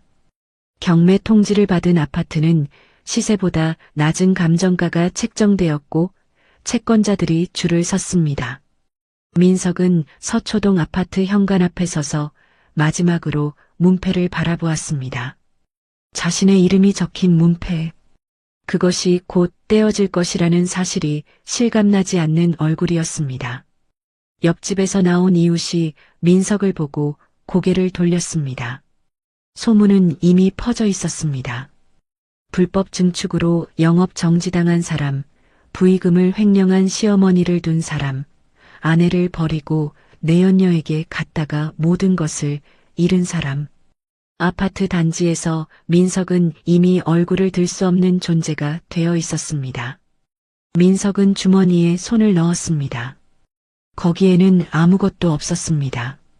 지갑도 차키도 이제는 휴대전화마저 소리를 내지 않았습니다. 전화를 걸 사람이 없었기 때문이었습니다. 아버지, 아들의 삶을 보시면 뭐라고 하셨을까요? 민석은 그 생각을 한 적이 없었습니다. 자신의 아버지는 일찍 세상을 떠났고 어머니의 말만 듣고 자랐으니까요. 어머니가 시키는 대로 서윤의 인감을 가져왔고 어머니가 시키는 대로 이혼 서류를 장례식장에 던졌으며 어머니가 시키는 대로 카페를 열었습니다. 한 번도 스스로의 판단으로 삶을 살아본 적이 없었던 것이었습니다. 그런 민석에게 동정을 보내기는 어려웠습니다. 그러나 한 인간이 무너지는 모습에는 어쩔 수 없이 씁쓸한 여운이 남는 법이었습니다. 민석은 아파트 현관의 비밀번호를 눌렀습니다. 아직은 열렸습니다. 그러나 그 문이 열리는 횟수도 이제 얼마 남지 않았습니다. 박 여사는 경찰 조사를 마치고 나온 뒤 택시 안에서 혼자 중얼거렸습니다. 내가 뭘 잘못했다고. 내가 뭘. 택시기사는 백미러로 뒷좌석을 흘끗 보더니 입을 다물었습니다. 박 여사의 눈가에 마른 눈물 자국이 있었지만 그것은 반성의 눈물이 아니었습니다. 자신이 걸린 것에 대한 분함, 일이 틀어진 것에 대한 억울함, 그런 종류의 눈물이었습니다. 끝까지 자신의 잘못을 인정하지 않는 사람, 그런 사람에게 찾아오는 결말은 하나밖에 없었습니다. 서윤은 그 모든 상황을 김 변호사의 보고를 통해 전해 들었습니다. 만수빌딩 2층, 아버지가 서재로 쓰시던 방에 앉아 서윤은 보고서를 읽었습니다. 민석의 경매, 박 여사의 출석, 미라의 잠적. 모든 것이 서윤이 예상한 대로 흘러가고 있었습니다. 그러나 통쾌하지 않았습니다. 서윤은 자신이 복수의 쾌감을 느끼길 기대했는지도 몰랐습니다. 그런데 막상 모든 것이 무너지는 것을 지켜보고 있으니 남는 것은 공허함이었습니다. 이긴 것도 진 것도 아닌 기분이었습니다. 다만 아버지가 남기신 것을 지켜냈다는 안도감, 그것 하나만이 서윤의 가슴에 따뜻하게 남아 있었습니다. 서윤은 창밖을 바라보았습니다. 만수빌딩의 2층 창문에서 보이는 골목 풍경이 석양에 물들어 있었습니다. 아버지가 살아계실 때 이 창문에서 골목을 내려다보며 이 동네 사람들이 다 내 식구야라고 말씀하시던 목소리가 서윤의 귀전에 맴돌았습니다. 서윤은 그 목소리를 따라 입을 열었습니다. 아버지, 저 지켜냈어요. 아무도 없는 서재에서 흘러나온 그 한마디는 석양빛에 실려 창밖으로 퍼져나갔습니다. 한 달이 지났습니다. 만수빌딩의 1층은 완전히 달라져 있었습니다. 노란 딱지가 붙었던 셔터는 깨끗이 철거되었고 그 자리에 나무 프레임의 넓은 유리문이 설치되었습니다. 문 위에는 큼지막한 간판이 걸려 있었는데 거기에는 이렇게 적혀 있었습니다. 만수무강 무료급식소 고 한만수님의 이름에서 따온 이름이었습니다. 만수 그리고 무강, 만가지 복을 오래오래 누리라는 뜻이 담긴 그 이름을 서윤은 아버지의 건물 1층에 새겨 넣었습니다. 간판 글씨는 서윤이 직접 썼습니다. 붓글씨를 못 쓴다며 몇 번이고 다시 쓰고 다시 지우고 결국 삐뚤빼뚤하지만 정성이 듬뿍 담긴 글씨가 간판 위에 올라갔습니다. 서윤의 손때가 묻은 글씨였습니다. 급식소의 내부는 소박했지만 정갈했습니다. 아버지가 좋아하시던 육개장 냄새가 큰 솥에서 모락모락 피어올랐고 스테인리스 식판이 가지런히 놓인 배식대 위로 김이 서렸습니다. 벽에는 고 한만수님의 사진 한 장이 걸려 있었습니다. 양복을 차려입고 환하게 웃고 계신 모습이었는데 사진 속 아버지의 시선이 마치 급식소 안을 내려다보고 계신 것처럼 느껴졌습니다. 서윤은 앞치마를 두르고 배식대 뒤에 서 있었습니다. 머리를 뒤로 단정하게 묶었고 화장기 하나 없는 맨얼굴이었지만 눈빛은 깊고 단단했습니다. 그녀의 옆에는 상인회장이 함께 서 있었고 동네 자원봉사자 서너 명이 각자의 자리를 잡고 있었습니다. 개소식이라 할 것도 없었습니다. 화환도 없었고 샴페인도 없었으며 축사를 읽어줄 유명 인사도 없었습니다. 다만 동네 어르신들이 하나둘 문을 열고 들어오셨습니다. 지팡이를 짚고 보행기를 밀고 혹은 이웃의 팔을 잡고 천천히 걸어 들어오시는 할머니, 할아버지의 모습이 급식소를 채웠습니다. 어르신, 오늘 육개장이에요. 아버지가 제일 좋아하시던 육개장이요. 서윤이 국자를 들며 말했습니다. 첫 번째 식판을 받은 것은 동네에서 오래 사신 할머니 한 분이었습니다. 할머니는 식판을 받아들고 서윤의 얼굴을 올려다보았습니다. 한만수 씨 따님이지? 아이고, 아버지 닮아서 인상이 참 환해. 서윤의 눈시울이 붉어졌습니다. 그러나 눈물을 흘리지는 않았습니다. 대신 입꼬리를 올려 웃어 보였고 국자에 육개장을 한가득 퍼서 식판 위에 올려드렸습니다. 많이 드세요, 할머니. 상인회장이 옆에서 지켜보다가 서윤에게 작은 목소리로 말했습니다. 한만수 어르신이 살아계시면 얼마나 좋아하셨을까. 자니가 이 건물을 이렇게 쓸 줄은 나도 몰랐어. 서윤은 상인회장을 돌아보며 고개를 살짝 숙였습니다. 아버지가 항상 말씀하셨어요. 이 건물은 내 건물이 아니라 이 동네 건물이라고요. 동네 사람들이 밥 한 끼 편히 먹을 수 있으면 그게 제일 큰 재산이라고 하셨거든요. 상인회장의 눈가가 붉어졌습니다. 오랜 친구의 유지를 딸이 이어가는 모습을 보고 있자니 가슴 한편이 뜨거워지는 것을 주체할 수 없었던 것이었습니다. 급식소는 금세 어르신들로 가득 찼습니다. 식판이 부딪히는 소리, 국물을 후후 불며 드시는 소리, 오랜만에 따뜻한 밥을 드시며 나누는 소소한 대화들이 공간을 채웠습니다. 한때 이곳에 샴페인 잔이 부딪히고 축하 화환이 늘어서고 돈과 허영이 가득했던 그 자리에 지금은 따뜻한 밥 냄새와 사람의 온기가 가득했습니다. 서윤은 배식을 하면서 한 분 한 분의 얼굴을 눈에 담았습니다.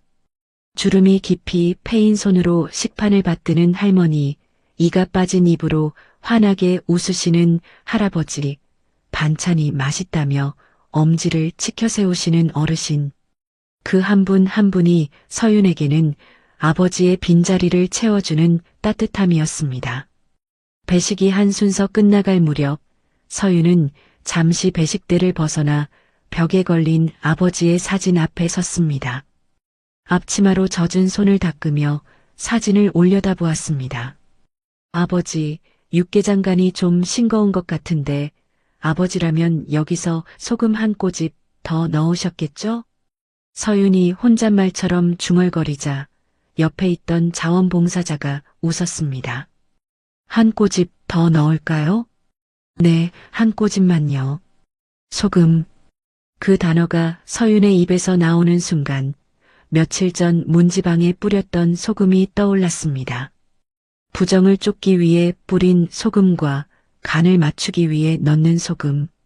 같은 소금이지만 쓰임은 이토록 달랐습니다. 서윤은 그 차이를 온몸으로 느끼고 있었습니다. 급식이 마무리될 즈음 서윤은 급식소 입구에 서서 돌아가시는 어르신들을 배웅했습니다. 한 할아버지가 걸음을 멈추고 서윤의 손을 잡으셨습니다. 굳은 살 박인 크고 거친 손이 서윤의 작은 손을 감쌌습니다. 한만수 씨가 복을 많이 쌓더니 딸에게 다 물려줬구만. 고마워, 아가야. 서윤은 그 손을 놓지 못했습니다. 아버지의 손과 닮은 그 거칠고 따뜻한 감촉에 그동안 참아왔던 것들이 한꺼번에 밀려오는 것 같았습니다. 서윤의 눈의 끝내 눈물이 한 방울 맺혔습니다. 그러나 그 눈물은 슬픔의 눈물이 아니었습니다. 비로소 아버지의 뜻대로 이 건물을 쓸 수 있게 되었다는 안도, 오랜 싸움이 끝나고 아버지의 이름으로 따뜻한 밥 한 그릇을 나눌 수 있게 되었다는 감사, 그런 종류의 눈물이었습니다. 서윤은 고개를 숙여 인사를 드리고 나서 급식소 안으로 다시 들어갔습니다. 배식대를 닫고 식판을 정리하고 솥을 문질러 씻었습니다. 자원봉사자들이 하나둘 돌아간 뒤 텅 빈 급식소에 서윤만 남았습니다. 서윤은 불을 끄지 않고 의자에 앉았습니다. 벽에 걸린 아버지의 사진이 은은한 조명 아래에서 빛나고 있었습니다. 급식소 안에는 아직 육개장의 잔향이 남아 있었고 어르신들이 앉았던 자리에는 온기가 남아 있었습니다. 아버지, 서윤이 다시 한번 불렀습니다. 이번에는 소리가 더 작았습니다. 거의 숨결에 가까운 크기였습니다. 앞으로도 이렇게 할게요. 매일 이 자리에서 아버지 이름으로 밥 한 그릇씩 대접할게요. 그러니까 아버지도 걱정 마세요. 서윤은 자리에서 일어나 가게 문 앞으로 걸어갔습니다. 문을 잠그기 전 문지방을 내려다보았습니다. 며칠 전 뿌려두었던 소금은 바람에 대부분 날아가고 몇 알갱이만 시멘트 틈새에 박혀 있었습니다. 서윤은 그 위를 밟지 않고 조심스럽게 넘어섰습니다. 밖으로 나오자 골목에 저녁 바람이 불었습니다. 만수빌딩의 외벽에 새겨진 글자가 가로등 불빛 아래에서 선명하게 드러났습니다. 만수빌딩.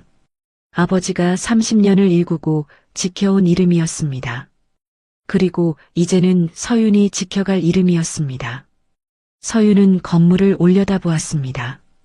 오래된 벽돌 하나하나에 아버지의 손때가 묻어 있었고 세월의 빗물 자국이 이끼처럼 스며 있었습니다. 아름다운 건물은 아니었습니다. 그러나 서윤에게 이 건물은 세상에서 가장 든든한 방패이자 가장 따뜻한 집이었습니다. 서윤은 몸을 돌려 골목을 걸어갔습니다. 그녀의 뒷모습은 작았지만 그림자는 가로등을 등지고 길게 뻗어 있었습니다. 아버지의 그림자와 겹치듯 골목 끝까지 이어지는 그 그림자가 만수빌딩의 벽 위에 조용히 머물렀습니다. 고 한만수님이 평생을 바쳐 지킨 이 건물에서 이제 딸 한서윤이 따뜻한 밥 한 그릇으로 세상에 보답하기 시작했습니다. 욕심이 가져간 것은 많았지만 정성이 다시 채워 넣은 것은 그보다 훨씬 컸습니다. 만수무강, 만가지 복이 오래오래 이어지기를. 그 이름처럼 이 이야기는 여기서 끝이 아니라 비로소 시작이었습니다. 오늘 서윤 씨의 이야기 어떠셨나요? 쫓겨난 며느리에서 당당한 건물주로 거듭난 그녀의 통쾌한 복수가 여러분의 답답했던 속을 시원하게 뚫어드렸기를 바랍니다. 혹시 지금 서윤 씨처럼 힘든 시간을 보내고 계신 분이 있다면 부디 용기 잃지 마세요. 서윤 씨에게 아버지가 남긴 만수빌딩이 있었듯 여러분의 인생에도 분명 크고 단단한 방패가 기다리고 있을 테니까요. 이제는 베풀며 살아가는 서윤 씨의 새로운 봄날을 응원하고 싶으시다면 구독과 좋아요 한 번씩 꼭 눌러주세요. 여러분이 눌러주시는 좋아요 하나가 누군가의 춥고 외로운 겨울을 녹이는 따뜻한 연탄 한 장이 됩니다. 여러분의 작은 손길이 더 많은 분들에게 이 희망의 이야기를 전하는 등불이 될 수 있습니다. 저는 다음에도 가슴 찡하고 속이 뻥 뚫리는 시원한 이야기로 다시 찾아오겠습니다. 지금까지 여러분의 품격을 높여드리는 인생사연지의 명품 드라마였습니다. 감사합니다.